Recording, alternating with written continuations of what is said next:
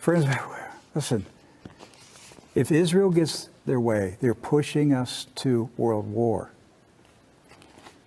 Look, I was not a fan of Barack Obama and John Kerry, but I will give them credit for one thing.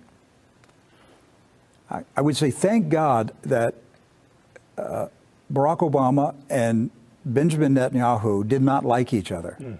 Thank God that they did not get along. Right. Because Mr. Netanyahu wanted Barack Obama to start the war with Iran. For 8 years, he tried to get the war, and Barack Obama wouldn't do it.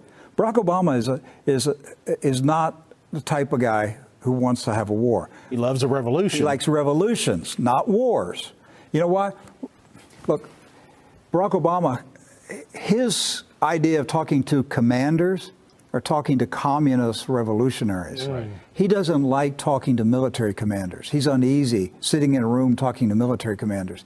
He's very comfortable sitting in a room of communist street organizers. Comrades. Yes, comrades. So he couldn't get Barack Obama to start that war because Barack Obama didn't want to manage a war. Right. Now, if he'd asked him to start a revolution, sure, I'll get a revolution going. He was good at that, and he did. It was called the Arab Spring. Yes. That was an Obama production financed by George Soros. He loved it. And everything going on in Syria today, to this day, was a production of President Obama and Hillary So that's the most that they got out of Barack Obama was the Arab Spring. So he couldn't get Obama to pull the trigger and go to war. But with President Trump in office, President Trump has surrounded himself with Zionists, his son-in-law, all of them, all around him, are hardcore Zionists. And you've got the Christian Zionists who are whispering in President Trump's ear, "You're Cyrus the Great. Your name in Gematria is connected to the Jewish Messiah. You've entered into immortality. You're going to build the third temple." This is what the Christian Zionists are saying to President Trump. Right. That's correct. And they're moving him. He's being managed. Benjamin Netanyahu's got these little Christian Zionists right there in his hand doing anything he tells them to do. He knows they influence the president. Yes. And so President Trump is being led into this war. That's why we have to pray that President Trump does not fall in this trap. But right now, he's waist deep in it right now. And we're dangerously close to bombing Syria. And that attack on Syria could end in a confrontation with Russian troops, which would lead to an all-out war. And if we get through this one with Idlib, the next stop is Iran in November. Yes. You know, and President Trump's being led, he's just being led down this road. They're telling him what to say. They're telling him the threats to make. And he's so busy fighting off the attack. Who's attacking? The same people are attacking him. Yes. We're keeping They're him attacking him and leading him at the same time. It's pressure from both sides. From both sides.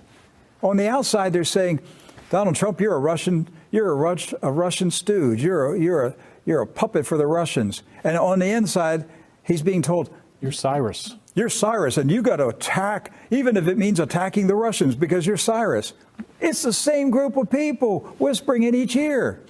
We need to pray for President Trump that he comes out of this delusion, or we're all in deep trouble with World War III. It is not going to be nice. 1 billion people could die. You can't manage a world war with nuclear weapons. And who is behind this? Israel. Israel's pushing the world to the brink of calamity so that they can take out their Arab neighbors, and weaken them and then eventually claim the land as part of Greater Israel. They're treating them like their own nations now. They want those countries. Yes, they're after it. So that's where we're at right now. And so I hope this makes sense to you. I hope this showing you the timeline as it's the same propaganda. And we could have gone 3 hours today. Oh, really? We had to cut it off. We had to cut it off, didn't we? Yes. Because we had so much information here that we just can't manage it today because there's so much that leads up to this. We overloaded our production department, and we just had to cut it off because there were so many videos and news articles that we could have shown you from the 90s, the 2000s, to show you how Israel has been working the USA towards war. It's overwhelming. And for me, I've been sitting at this seat for 20 years, and I've watched this happen, and it's the same story over and over and over. The same characters. Same characters. Benjamin Netanyahu, propaganda meister. That is his job, propaganda. And they're building a Zionist empire. And all I can say, folks, is pray. Pray that President Trump does not go down this road. Listen, Barack Obama didn't do it. They did get George W. Bush to do it. They couldn't get Bill Clinton to do it, but they did get George Herbert Walker Bush to do it halfway. Hadn't made that connection to just now, but you're right. Yeah. So let's pray that they don't succeed with Donald Trump. Yes. Wouldn't it be great if peace broke out instead of war? They don't want peace. They do not want peace. They do not want peace with the Palestinians. They don't want peace with their Arab neighbors. They don't want peace. They want their land. That's what this is about. It is about greater Israel.